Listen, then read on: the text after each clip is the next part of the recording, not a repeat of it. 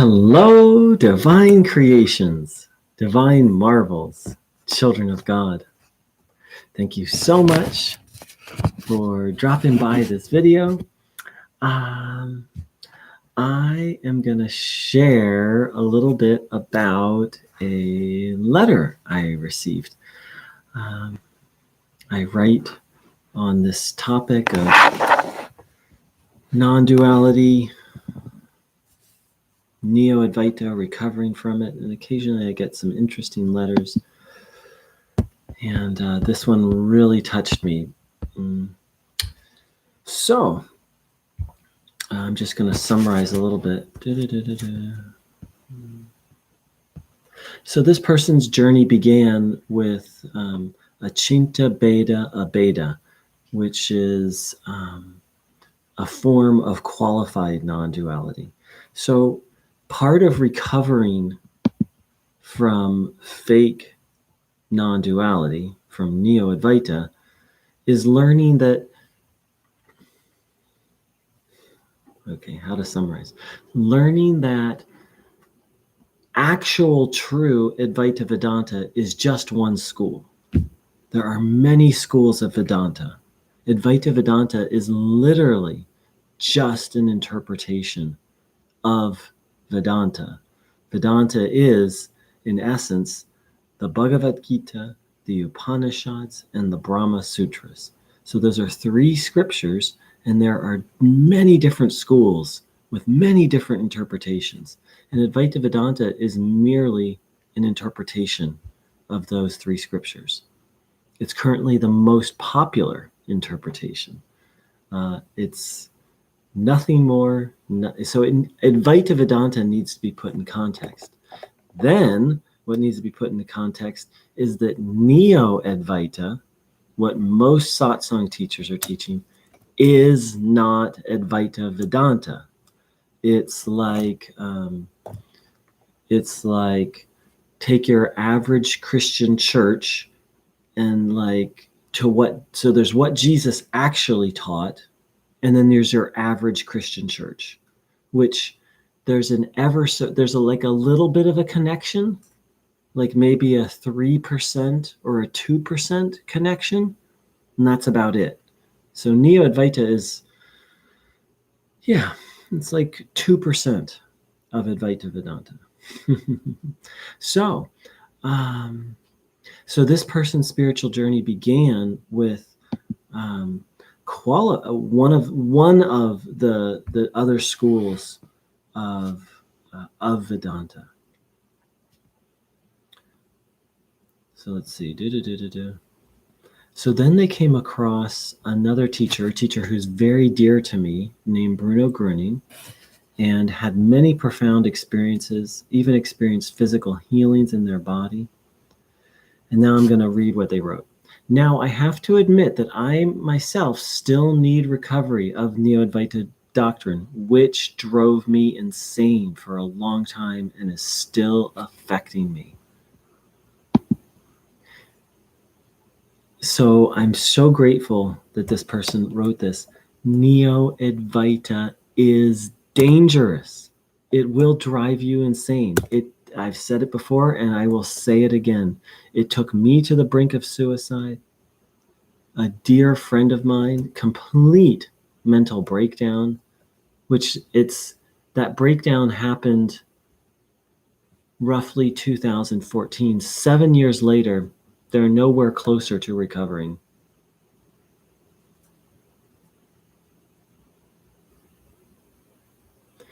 This person, my friend, this dear friend of mine, their brother had a full-on psychotic break. Neo-Advaita is dangerous. You cannot... Look, you want to go to a Neo-Advaita satsang once a week and then forget about it the rest of the week? That might actually, you'll get some benefit maybe. But if you take it seriously, if you take Neo-Advaita seriously, prepare to suffer. A friend of mine who I've been on his channel a couple times, and I'll have him on this channel at some point, Magic Song, he broke, from a yoga perspective, not hatha yoga, but a traditional, not even a yoga perspective, but see, according to Sanatana Dharma, the underlying philosophy of Hinduism, our body and also our mind is composed of 5 elements. And if you do the wrong practice, the wrong spiritual practice based on your constitution, it will make you exceptionally unbalanced. So you can see this in Neo-Advaita satsangs. So self-inquiry increases the element called ether. In Hinduism, they say there's 5 elements: earth, water, fire, air, and ether. The ether is also called akash or called space. So self-inquiry increases ether or space or akash. And what this leads to is spaciness, ungroundedness, running thoughts, delusional thoughts, insomnia, anxiety, unbalanced ether. What else? Grandiosity and inability to function in the world. That's what. This is partially from Ayurveda, partially from yogic physiology. That's what excess or an extreme ether imbalance will do. In Ayurveda, it's called Vata. For those of you who know Ayurveda, self-inquiry will aggravate Vata. So you have to be balanced beforehand. If you already have excess Vata or already have excess wind and ether, self-inquiry will just drive you nutty. And I would know because I had excess Vata. And it creates cycles of bipolar, something like bipolar depression, of like elevation and then crash, and unstable moods is what an excess. And so I'm going to talk with this person. I'll find out more about how it drove him insane. So Neo-Advaita doctrine, which it is, it's just a doctrine which drove me insane for a long time and is still affecting me. I even believe that this trauma reaches further into the past, maybe from a past life. At some point in my life, sometimes even now, I see myself doubting everything I experience or read or hear because the Neo-Advaita lens kicks in and questions, oh, did you hear Bruno Gröning say, trust in yourself also means trust in your God? So Bruno Gröning taught a kind of qualified non-duality, but once you've taken in, see, Neo-Advaita is like a mind trap. It's like once you've taken it in, it colors everything. And I'm going to read a little more, and then I have to.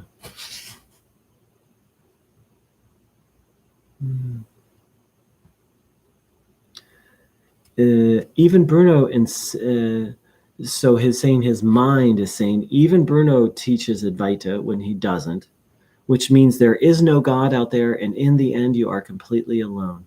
There's a lot of misunderstandings when it comes to words like separate, alone, self, etc. I think you know what I mean. This wrong doctrine wants to make you believe that nothing matters, there are no individuals out there, that in the end there is just you, that morals and ethics are relative and illusionary, that everything is illusionary and completely meaningless.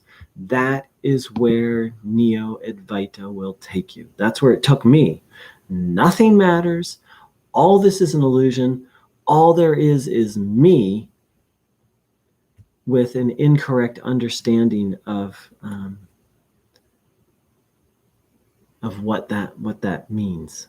When the ego gets a hold of Neo-Advaita, it takes you to nihilism. Just like this person said, this was my experience. I actually offered a session to someone recently on this topic, recovering from Neo-Advaita, and that's what he said, is it took him to nihilism.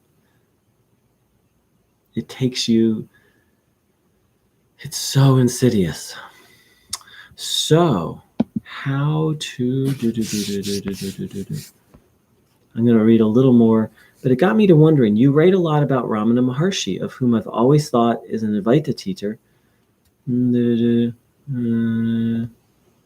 But some of your answers give me the impression that Rama Maharshi is not the kind of teacher I thought he was. That he is not just all about this nihilism, hollowness, and emptiness I know from Neo-Advaita. Neo-Advaita, that's Neo-Advaita's bottom line.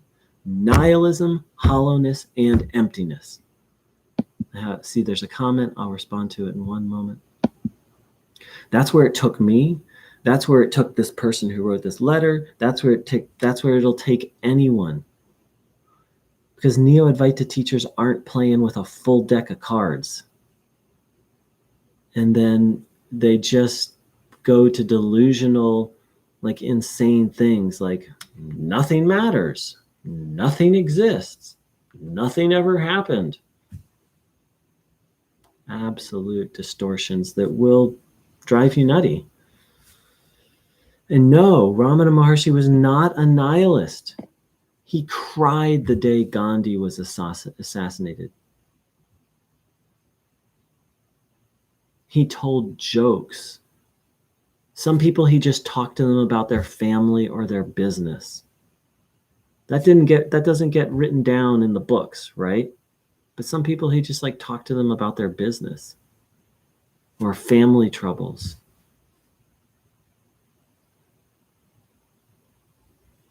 Ramana Maharshi wrote love poems to God.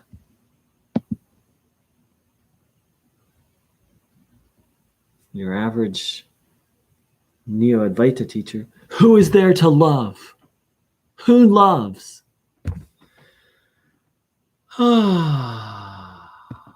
Let's see, you got a comment. That's where it took. Oh my gosh. Hi, Cosima. Thanks for saying hello. That's where it took me too, into deep anxiety, depersonalization, and derealization. And I thought, this is enlightenment. Cha-ching! Hi. Oh, Cosima, thank you for dropping by. Thank you for your comment. I'm going to read that again. And actually, I'm going to copy that. And that is just, I'm going to make a whole video on that single statement. Thank you, Cosima. So Cosima said it took them into deep anxiety, depersonalization, and derealization. And I thought, this is enlightenment. I could not have said it better. It's fake enlightenment. Neo-Advaita leads to fake enlightenment, and I've never heard it expressed so clearly. Depersonalization, deep anxiety. And there's another word that wants to come. Depersonalization and dissociation. Dissociation. And then on top of that, there's the delusion, oh, this is enlightenment. Thank you so much. Beautifully said. So what's the way out? Whoop.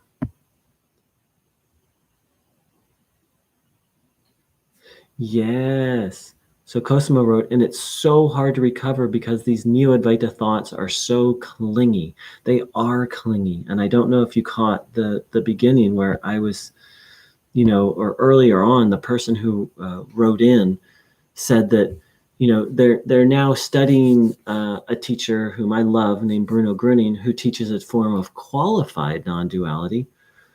But now it's like, even as he reads the qualified non-duality, it's like the Neo-Advaita brainwashing like comes in and looks at everything through that perspective. Yes. So please keep sharing, Cosima. Loving it. So how to recover? Well, so first of all, it's a very individual thing. I'm going to share what works for me, what worked and is working for me. And interestingly enough, I, it's actually traditional Advaita is part of the recovery process. So, first of all, part of what helped me recover is I knew the Bhagavad Gita. I'm not an expert on it, but I knew it fairly well. And the Bhagavad Gita, so traditional Advaita is part of how I recovered. The Bhagavad Gita contains all sorts of things talking about service, surrender, um, dedicating your actions to God, thinking about God all the time. Um, it offers a much more holistic path than the nihilism that's offered by Neo-Advaita. But in traditional Advaita Vedanta, you don't start with Advaita. You start with Karma Yoga, which is, here I am, O Lord, how can I serve you? Of dedicating your life to serving God, to literally being a part of society. Neo-Advaita will lead you to be an outskirt on the outskirts, and you'll feel completely separate from everyone else. Whereas traditional Advaita Karma Yoga teaches you how to be a part of society, to do your duty, to identify what your duty is, and then do it with dispassion, do it with detachment, do it out of love for God. And the Bhagavad Gita also teaches bhakti yoga and points out that worshiping the formless, Advaita Vedanta is down the road, is all about the formless God. The Bhagavad Gita points out most people can't worship the formless God. And so in essence, it says, so pick a form of God that you like and worship that. See, Neo-Advaita is dysfunctional. Advaita Vedanta is very functional. So, so a big part of how but I knew all this, but even this wasn't sufficient for me. So I just had to put everything non-dual aside, and I had to pick up qualified non-duality, and just be like, okay, God, God, you are out there and in here. I am both in union with you and yet distinct from you. That's the problem with Neo-Advaita, is it leads to, it says that it leads to oneness, but it actually leads to a kind of false separation, because it makes you a dysfunctional person, and then you actually experience separation.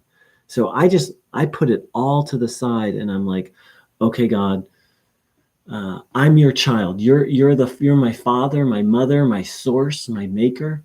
My life, you gave me life. My life belongs to you. How can I best serve thee? And I went from there. I practiced the original version of the 12 steps, which are dedicated to surrendering to God and serving God. And I just stayed clear of everything non-dual, and especially stayed clear of everything Neo-Advaita. As Cosima pointed out, the thoughts are sticky. Love it. I love your languaging. Oh, clingy. You said clingy. Hey, Marion. Thanks for saying hello. So yeah, that's kind of what I did. And it's what I continue to do. And I'm going to read something that really helped me to do that.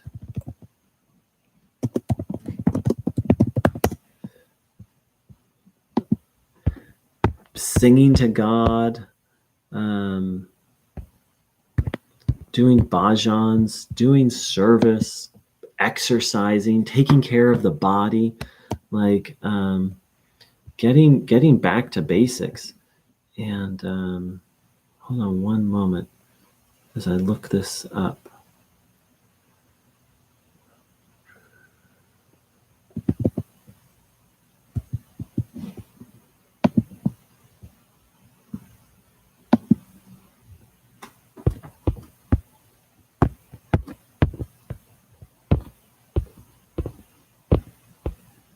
Okay. So,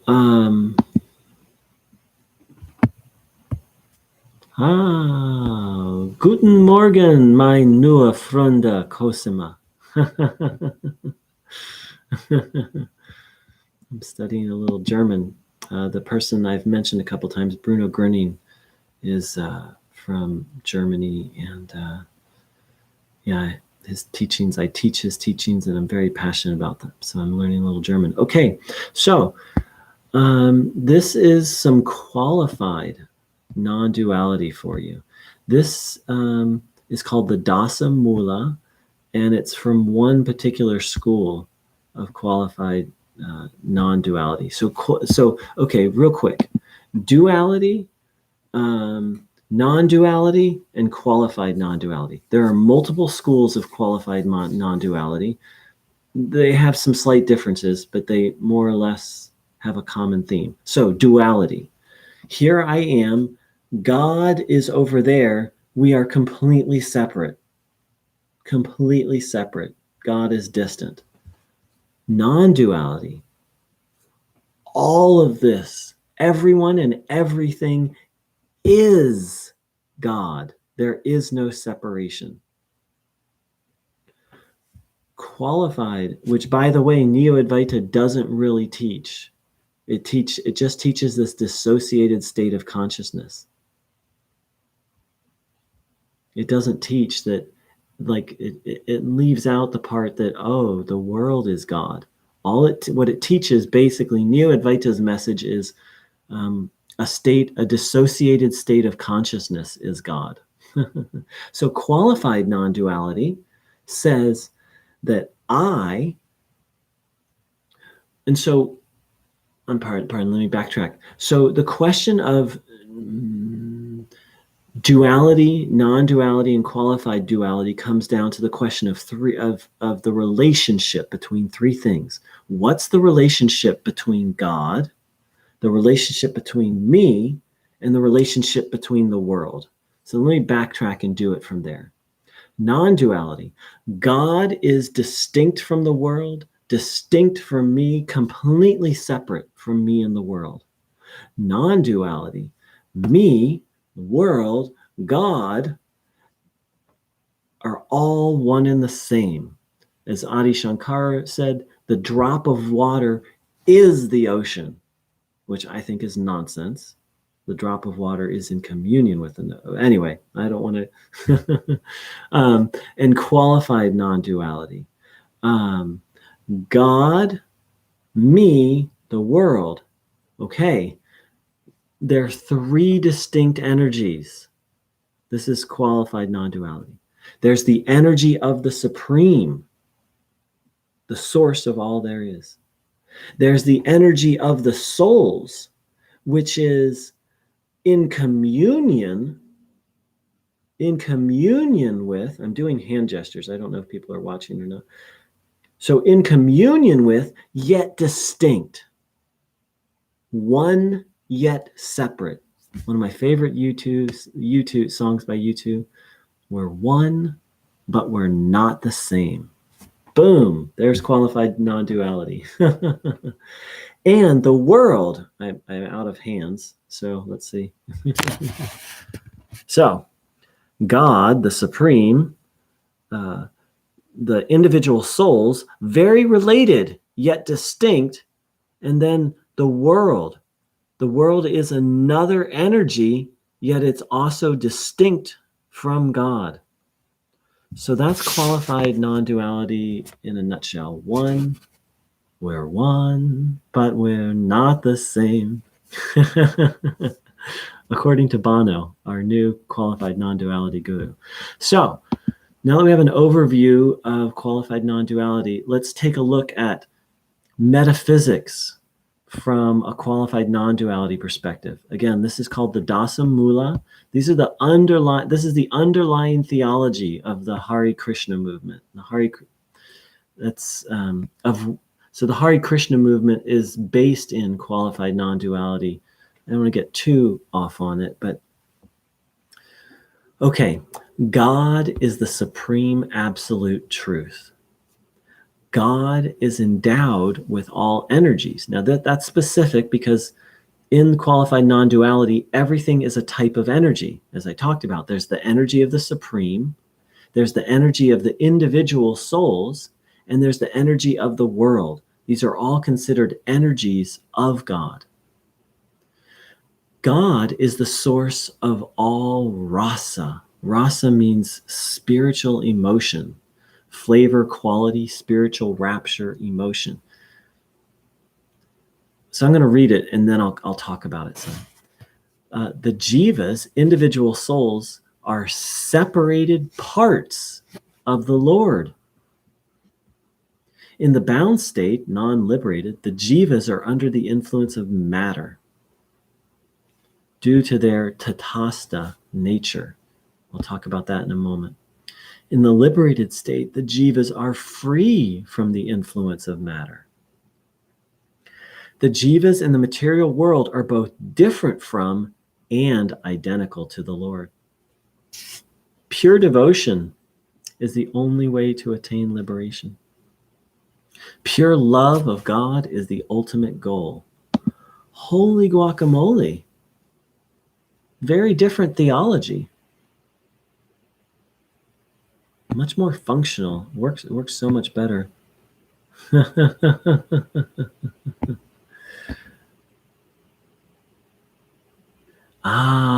So what I just shared is a path of service and devotion and surrender.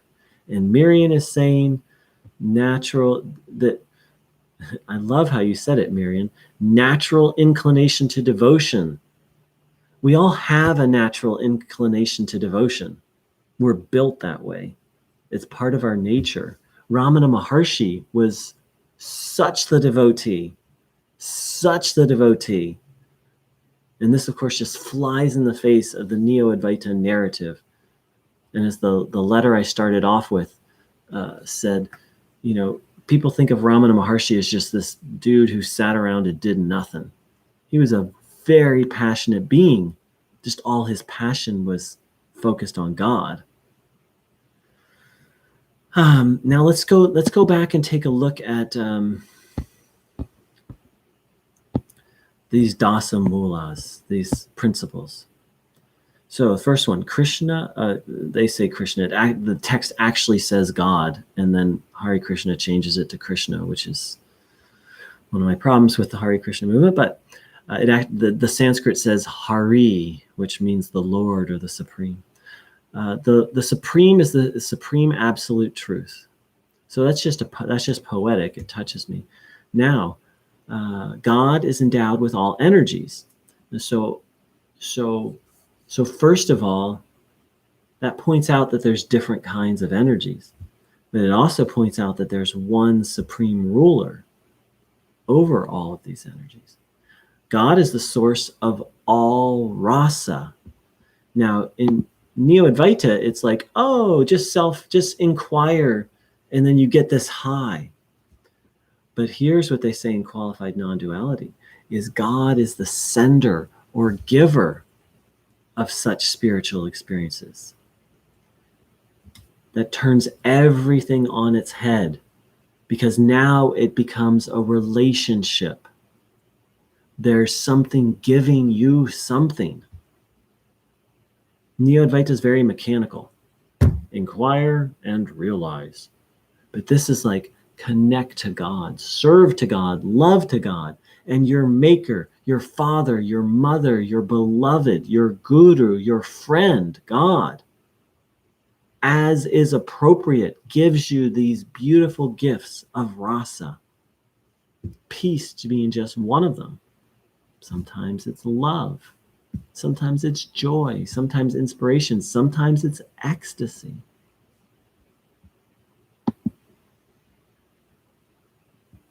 The jivas, that's you and me, individual souls, are all separated parts of the Lord. So all of this is seen as the body of God, and we're all a part of it. And it's our job to serve and to participate well.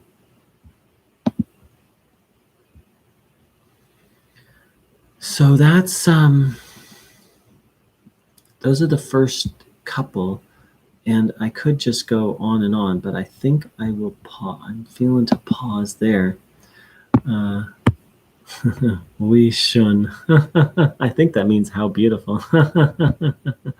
Danka Cosima. Meine neue Freunde. So that's a lot of talking. So I feel to sit for a few moments, maybe a few minutes. So look, I'm not here, and before we sit, I'm not here to say qualified non-duality is the supreme truth. I think it is, but that's not, it's, who am I? I'm just a joker on YouTube, right? But what I can say is qualified non-duality has helped me immensely recover from Neo-Advaita. And, you know, even if traditional Advaita Vedanta is the supreme truth, Advaita Vedanta starts out with karma yoga and bhakti yoga. So it's not like you can go wrong practicing those things, but you can sure go wrong practicing Neo-Advaita. I went insane doing it. Meine neue Freunde, my new friend Cosima from Germany, went insane doing it. Oh, she didn't say insane, but to deregulated and very unbalanced, harmful states of consciousness, as did the person who wrote me, as did so many people. So well said, Marian. Neo-Advaita reduces a spirituality to something inorganic. It's mechanical. It's a formula. Couldn't have said it better. I love, you guys are awesome. Thank you. So let's, I just feel to sit for a little bit. So if you're willing, I'm going to lead us through a qualified non-dual little meditation that I do. Actually, this was taught by Bruno Gröning. You can modify it however you like. So please sit with your legs uncrossed, feet flat on the floor, hands on your legs, palms facing upwards. And just ask God, our source, all around us and within us, both, a spark of that within us. But so ask the supreme, of the source of all that is, to receive its healing life energy. In Hinduism, it's called Shakti Pot. Jesus spoke of it as the living waters, the energy of life, the energy that heals, the energy that awakens, and the energy that helps us commune and connect with the divine. Call on a teacher that you trust. Ask them to help you receive it. And observe your body, having the intention to take this in. And if what I said doesn't resonate, then just follow Ramana's teaching. Grace is all around us. Ask for help to take that grace in. So let's just sit for a couple minutes.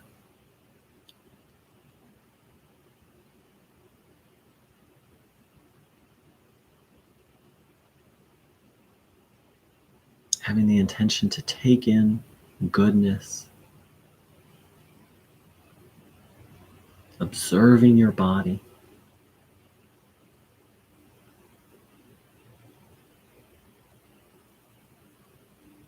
qualified non-duality agrees that we aren't the body, yet sees the body as part of God's creation, and of course our vessel for service and awakening.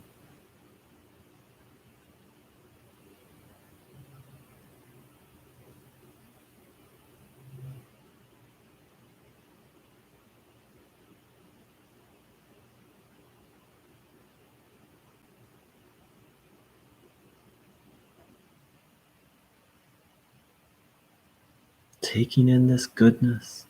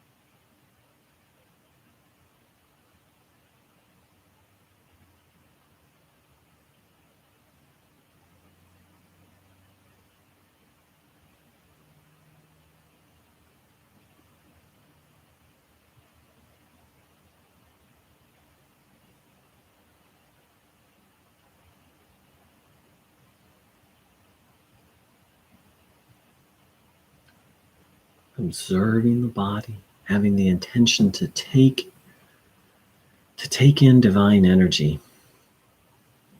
Once again, the divine energy that heals, awakens, helps us to feel connected with our source.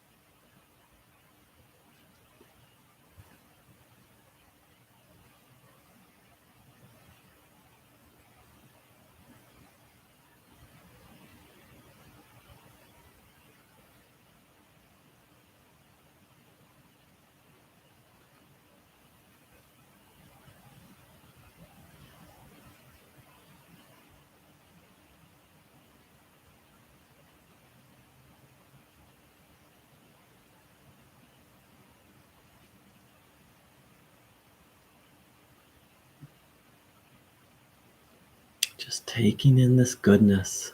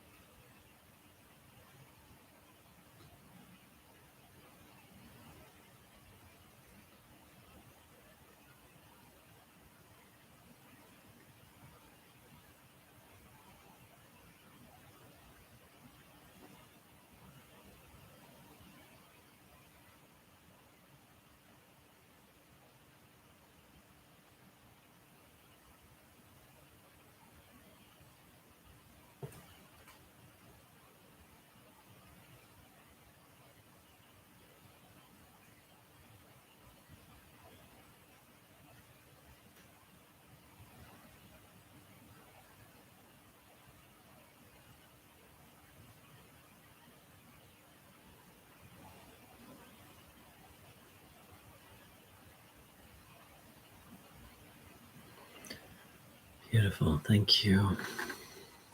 I'm going to close with, I'm going to go for a couple more minutes. If anyone else wants to share, please type in whatever you'd like.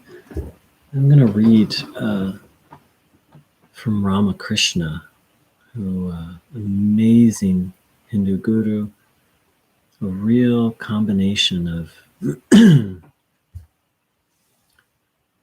real. It's hard to classify him, but a qualified non-dual teacher.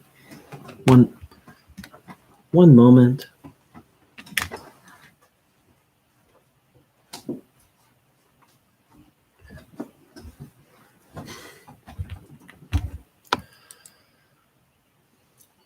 Also, I'm going to feel very inspired to host meetings like this where I'll schedule it in advance, focused on the theme of recovery from fake non-duality. As Cosima pointed out, the Neo-Advaita thoughts are clingy. The person who wrote me said the same. Everyone that I've talked to, it's because it's a mind trap, and that's part of what we'll talk about. So please come. I'm going to make another video. Once this video is done, I'm going to make a video asking people what time zone they're in and if they're interested. And, asking people's input for what are good days and times and what time zone they're in. And I won't charge for it. I would appreciate and accept donations, but not required. And just drop by the channel or just refresh once this is done, and I'll make a video and you can comment below it what good time zones are.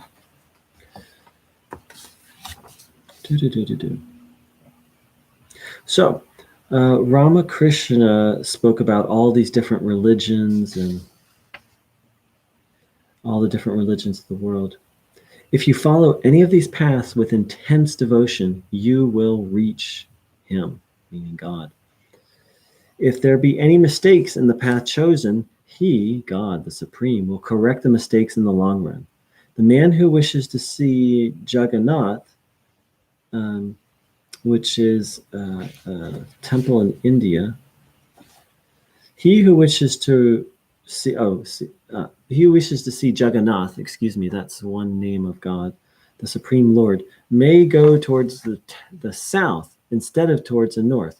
But someone will sooner or later direct him the right way, and he will surely visit Jagannath in the end. Oh no, it is a temple. So if you're heading in the wrong direction, but you're seeking God and you're heading in the wrong direction, but you do it with devotion, God will correct your course. Contrast that with Neo-Advaita words. You must have the correct belief, or you're fucked. The one thing necessary for realization is wholehearted and whole-souled devotion to God. Adi Shankara said the same thing, as did Ramana Maharshi. Vaishnavas, Mahatmas, Christians, and Hindus are still longing for the same God, but they do not know that he who is Krishna is also Shiva, Divine Mother, Christ, and Allah. God is one, but he has many names. The substance is one, but he is worshipped under different names according to the time, place, and nationality of his worshippers. All the different scriptures of the world speak of the same God. He who is described in the Vedas as absolute existence, intelligence, bliss, or Brahman, is also described in the Tantras as Shiva, in the Puranas as Krishna, in the Quran as Allah, and in the Bible as Christ. Yet the various sects quarrel with one another. The worshippers of Krishna say that nothing can be achieved without worshiping Krishna. Those who are devotees of the Divine Mother think that the worship of the Divine Mother is the only way to salvation. Similarly, the Christians say that no one can reach heaven except through Christ. He is the only way, and Christianity is the only religion. All other religions are false. Sound like Neo-Advaita? This is narrow mindfulness. My religion is true, while that of others is false. This kind of belief is not right. It is not our business to correct the errors of other religions. He who created the world will correct them in time. Our duty is in some way or other to realize him. God can be reached through many paths. Each of these sectarian religions points out a path which ultimately leads to divinity. Yet all religions are paths, but the paths are not God. I have seen all sects and all paths. I do not care for them anymore. People belong to these sects quarrel so much. After trying all religions, I have realized that God is the whole and I am his part, and that he is Lord and I am his servant. Again, I realize he is I and I am he. So that's from the Gospel of Ramakrishna. Love that guy. So he explored all different paths, including Advaita Vedanta, and he came to the conclusion that Vashishta, or qualified Advaita, is true. And but yeah. So let's see if there's anything else I want to say. His words are so beautiful; they go straight to the heart. And yeah, as I said before, it's not my place to say that qualified non-duality is the more true than Advaita Vedanta. But it is, I feel it's my duty and obligation to point out that Neo-Advaita is not Advaita Vedanta, and that it's very dangerous. And yeah, so I'd like to thank everyone who joined in today. Welcome to the channel, to Cosima. Thank you as always. I really appreciate your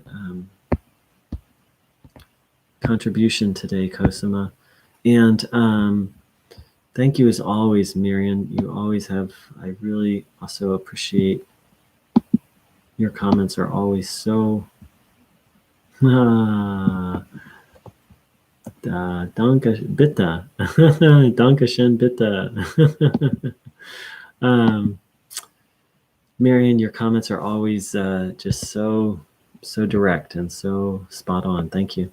So I'm gonna do meetings like this, schedule them, and yeah.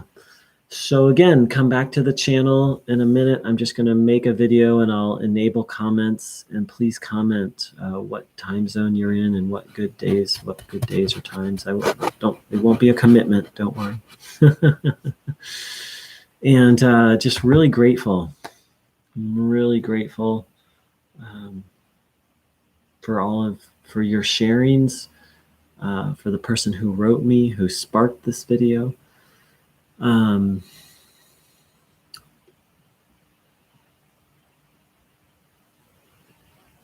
really grateful for grace. You know, grace pulled me out of Neo-Advaita. I know many people who are still stuck in it. I'm starting to recover, starting to have a balanced, functional life. It's quite the journey, and my hope is to, initially this channel was about exposing one Neo-Advaita teacher, and then it became exposing Advaita Vedanta in general. Neo-Advaita in general, then looking at what is traditional Advaita, and now I'm ready to just focus on recovering from Neo-Advaita, because as Cosima said, as the person who wrote me said, and in my own experience, it's not a straightforward thing. It's very insidious. It's very, very insidious. So, Marion, no one talks about grace enough. Thank you.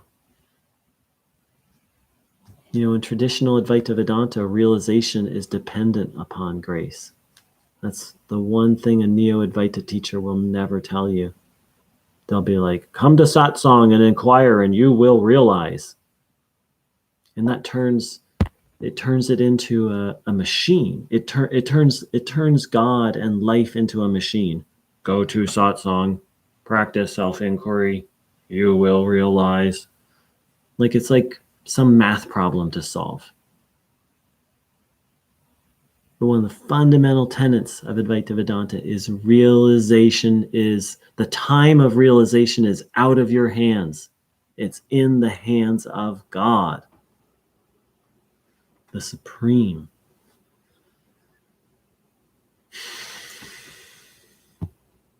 So bring up grace all you want, Marian. Talk about it all the time. One of my favorite spiritual slogans is, "But by the grace of God go I." And there's many meanings to that. That I exist, we all exist by grace.